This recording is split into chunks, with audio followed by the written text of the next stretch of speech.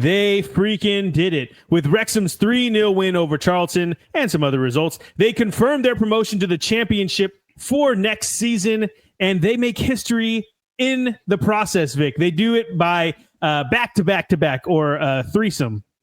Three-peat, I mean. Okay. They do it with a three-peat in getting promoted back-to-back-to-back, and that has never happened in the history of English football. I want to talk a little bit about the next step. The next step for them is going to be their heart. We're taking 10 steps forward. They're going to be playing a lot of teams that they're massive clubs. It's not small clubs like they've been playing in League One, League Two. They're all massive. And some of them are just coming off getting a bunch of cash from being in the Prem.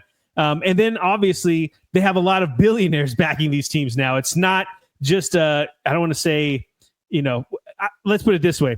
The money that Ryan Reynolds has is not a lot compared to some of the Saudi billionaires that own some of these teams in the championship. They were the richest club. They were the deepest pockets in those leagues. But that is no longer the case. And that's what's so fascinating about what's going to happen in the championship, because without significant investment, I don't know how this is going to turn out for them.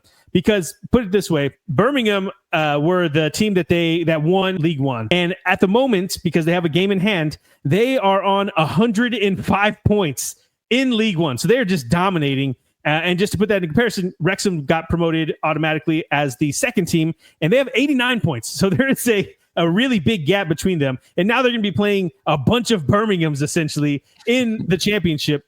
And for reference point, Wrexham's squad cost, this season, their squad was the third highest in League One, and that was at 10.6 million. So that was like their wage bill. That's how much their team cost.